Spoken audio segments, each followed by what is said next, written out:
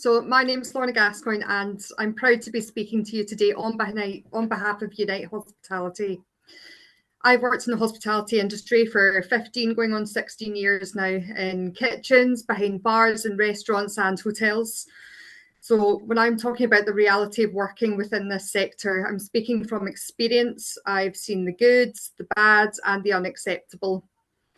I'm proud to speak on behalf of Unite Hospitality, where as trade unionists, we don't just defend rights, but we demand better workplaces that are safer, fairer and more respectful for everyone. To understand the scale of the problem we're tackling in hospitality, I'd like to take you back to April 2021, when we launched the largest survey Unite has ever conducted on this issue, Not on the Menu. We reached out to 38,000 members across the service sector, from baristas, bartenders to hotel porters, chefs, housekeepers, and onboard catering staff. The response was sobering.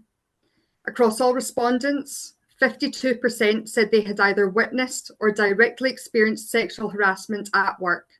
But among hospitality workers, I do apologise.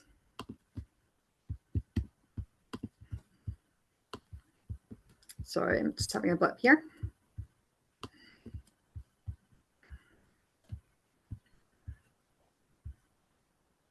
But among the hospitality workers specifically, the numbers were even more alarming. 47% had directly experienced harassment, 62% had witnessed it, and many reported multiple incidents. Sadly, these numbers aren't just a one-off, but more recent findings back them up. In a 2024 survey by The Guardian, over 300 people responded. The results are damning. 85% said they had witnessed sexual harassment happening to someone else. That's clients, managers, even bosses behaving as if there are no consequences and failing to protect staff from regular abuse. One of the most worrying parts, when asked if their workplace had an anti-sexual harassment policy, 77% said no, or that they simply didn't know. That's telling us everything. People don't know what protections they have, and even where policies exist, trust is low. Only 40% said they had felt confident in their employer that they would actually take action if they made a complaint. One woman, who was just 16 at the time, shared that she was grabbed by a stag party during her shift. When she went to her manager, visibly upset, he told her she needed to learn to take a joke. That's not just dismissive, that's dangerous. These aren't just numbers and percentages. These reflect a reality where sexual harassment is widespread, persistent, and often swept under the rug, especially in customer-facing, lower-paid roles where power dynamics can be easily abused. In this culture, this normalisation of harassment and minimisation of harm is the End Not Defend is fighting to dismantle. This is not just unacceptable, this is a clear call to action. It's these realities that make our End Not Defend campaign so urgent. This campaign calls on all of us to stop treating sexual harassment like it's a private HR matter. It isn't. This is a serious health and safety issue and must be recognised as such. End Not Defend is fighting for 4 key reforms to protect workers.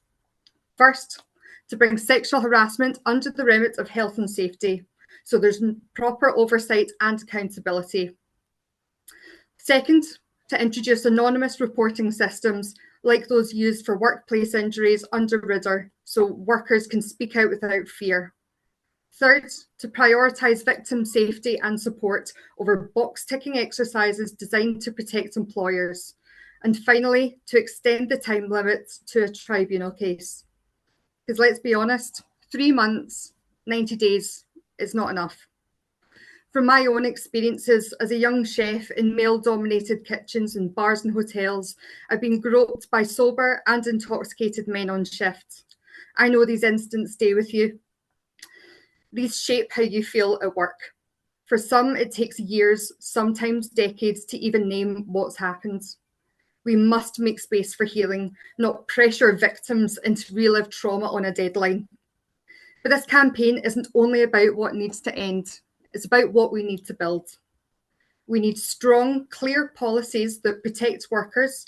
That means support systems like access to counselling, paid leave when someone's dealing with trauma and legal guidance when it's needed. It means protecting people from retaliation. No one should face hostility, lost shifts, or career setbacks for speaking up. If someone reports harassment or supports a colleague who does, they should be protected, full stop. Retaliation must be taken seriously. And of course, we need to prevent harassment in the first place. That starts with proper training, not just a ticking off a short online course, but meaningful sessions on dignity, respect, and recognising harmful behaviours.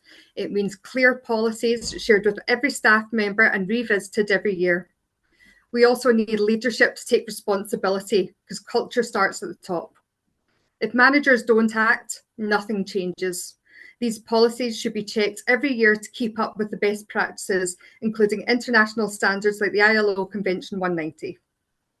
This all matters deeply to the trade union movement because sexual harassment is a workplace hazard.